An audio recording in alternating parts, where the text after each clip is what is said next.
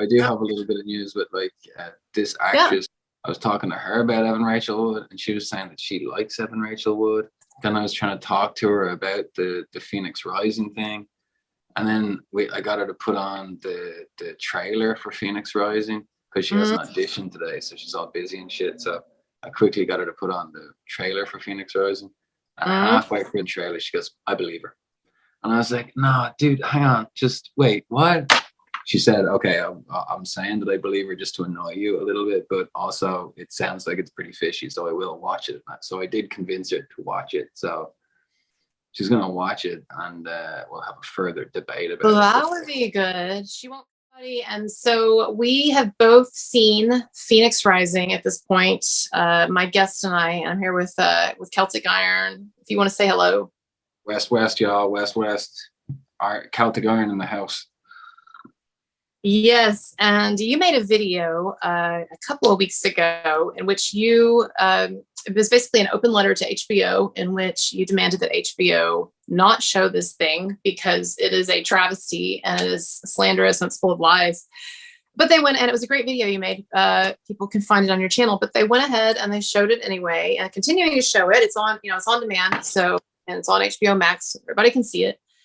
And so what I wanted to do was I wanted to talk about some of the stuff that was in it. So Celtic has been really busy with stuff recently. So what we thought we'd do is a reaction video. I've seen both of the documentaries, and we're going to go through some of these scenes and talk about them. 90 minutes long, and the first part one's 90 minutes long. That's 3 hours. Well, the thing the thing that's to me that's so crazy, I'm trying to find something while we're talking, but the thing that is so crazy to me is that it's like you said, it's a multi-part 3-hour total documentary. It's a giant hoax. Like, this is like the biggest hoax of all time in Hollywood, right? I mean, it's gotta be. I mean, this is pretty fucking wild, dude. I mean, although there's that whole thing about Will Smith being straight as well. I mean, oh my god. Okay, all right. But yeah, no, this is like, to be honest, like, it doesn't make me like, it's not going away anytime soon. And like, even in the lawsuit, like, who says that Marilyn Manson is going to even win the lawsuit, even with all the evidence in the world? Like, these girls seem very, very sure of themselves, and they have a history of success, and they're tuned in with the right political parties. And like in America, it's, and in life really, it's big money always wins. But it's like, hang on, you got to know where the power, what side of your argument the power swings on. And they like, since this whole Me Too nonsense shit, this reverse infantilization of feminine strength, it's like, yeah, man, this could be a fucked situation forever. No, you're making really good points here, and I'm gonna put some of these in, even though I'm off screen. You're making some really good points here. I mean, first of all, this is going to be a really long process. And like when I talked to Andrea, our lawyer friend, she said that it was going to be. She said she thought minimum 3 years to get this thing from where it is now to get it to the end of trial.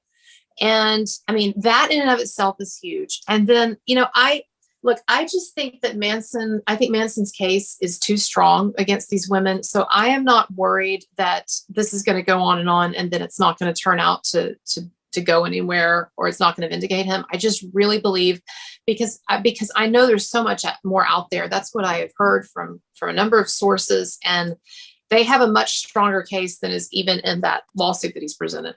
But it's going to be long. It's going to be difficult, and it's a big thing. Who says it's even going to make it to court? Well, so like it could get thrown out, or it could get dragged out. But yeah, minimum of 3 is like, that's a really unpleasant experience. Like, particularly if this is doing fucking media tours, like in the space of 3 years, dude, that's 3 different books she could come out with in 3 fucking years. All right, she could come out with a different document. She could get her own hot TV show in that space of time. The amount of things that the fucking, like, the leaps and bounds, this thing could just get uglier and uglier and uglier. Do you know what I mean? This isn't a good look, man. This is fucked. Well, I mean, well, it was always going to be fun. I mean, it's not, I mean, it's nothing to be like surprised about, because it was, I mean, from the time that this happened, not that you're surprised, but I'm saying from the time that this happened over a year ago in February, I mean, it was very clear that this guy had taken a wound that might be a mortal wound.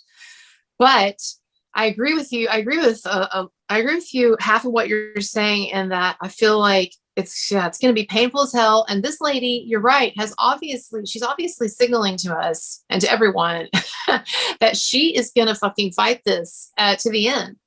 Did you see that fucking dude, the interview, the press tour? We were looking at the press tour of your one, Evan Rachel Wood, and yeah, dude, the whole week she's been on Drew Barrymore, she's been on The View, she's been on that fucking Noah, dude. Like every fucking day she's been on a different fucking thing, dude.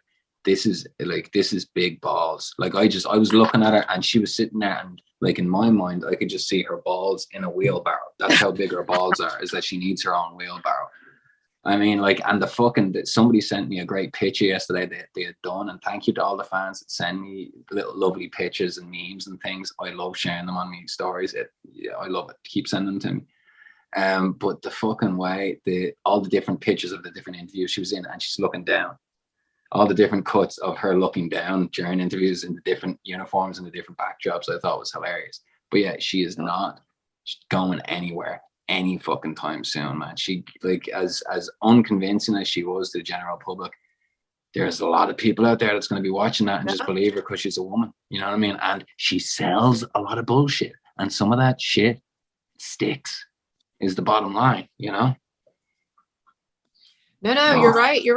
It's very unpleasant in the short term, and it will be unpleasant for a while. And look, she has great acting ability. She's not an Amber Heard. She has great acting ability. And I've tried on my show, the last video I did, or the next to last video, maybe, I did fake emoting and fake crying. And I told this whole story about how Marilyn Manson abused me. No, that was psych. That was psych. I was in the bath watching that when you did that. When I was watching you do that, and I was like, "This bitch is a fucking psychopath."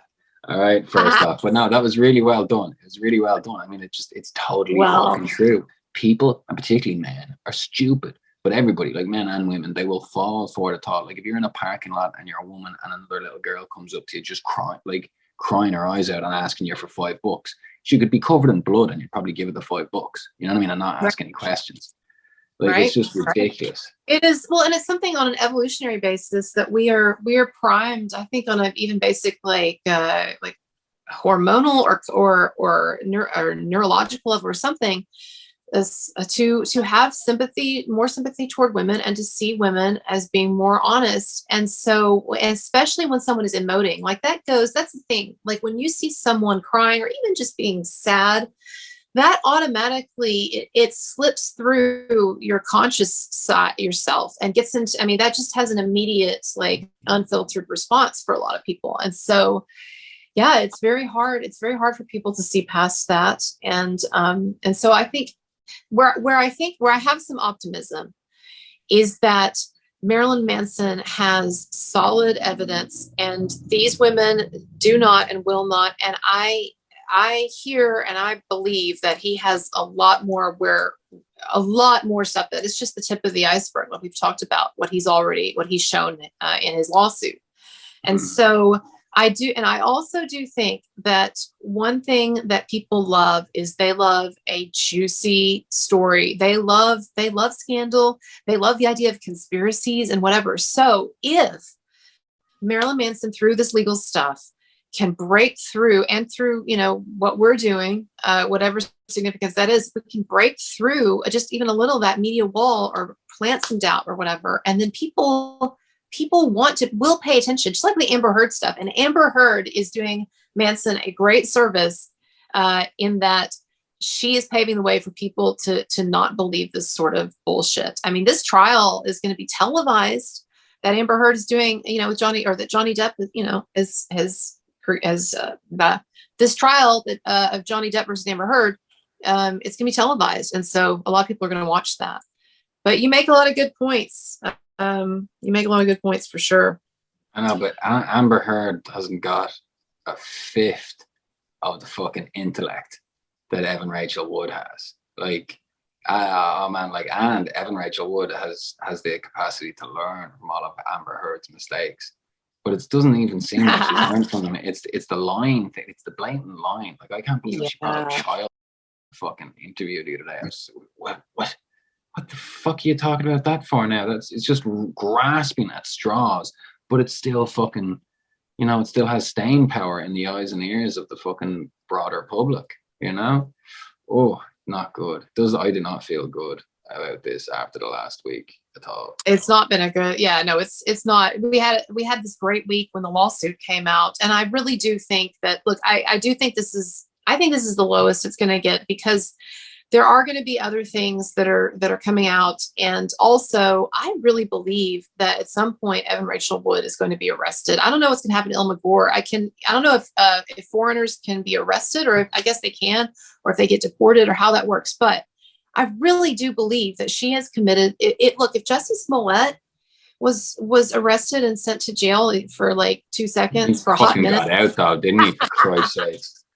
But people will know, at least. Like, that's the thing that Manson needs. Manson needs something to happen, either through media or an interview that someone does, or Evan Rachel Wood getting arrested, or a judgment, a civil judgment, or evidence, something. He needs like people to know the truth, because that's the thing that's not breaking through. So I don't know. Yeah, well, they're probably prepared for that as well, and they are going to have the headlines ready to roll out that, like, oh, look, Evan Rachel Wood, she's arrested by abuser Marilyn Manson. You know what I mean? What injustice is this, that the white FBI agents are putting this white woman in handcuffs? Oh my God, she's a martyr.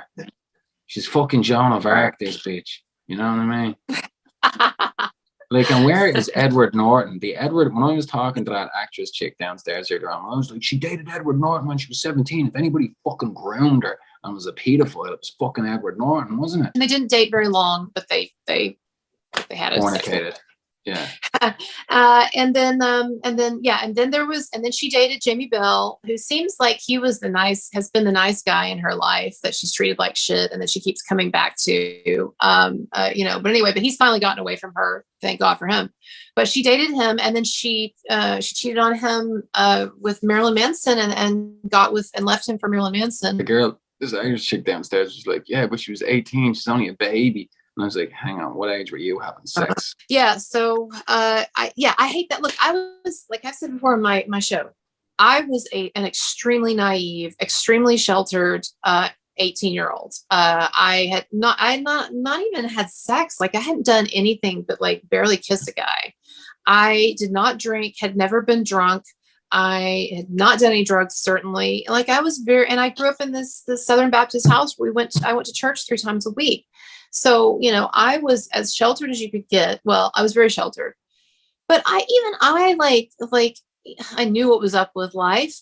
And if I had dated an older man at that age, like that, would not have considered that any form of like assault or anything. And in fact, when I got a little older and I was 21, 22, I started dating a guy seriously who was 49 at the time.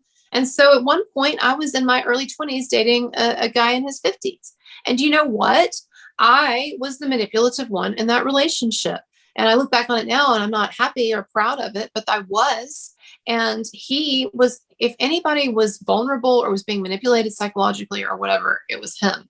And so I refuse. I do not like this stupid narrative of infantilization.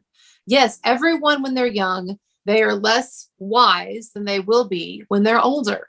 But an 18-year-old is adult enough to make sexual decisions. I mean, they are. And a 37-year-old man and a beautiful, sophisticated teenager, and she was sophisticated. She'd done all these movies and all this stuff and dated Edward Norton and everything. That's not some crazy mismatch. Anyway, sorry, but that's what I think. No, I dig it. I'm there with you.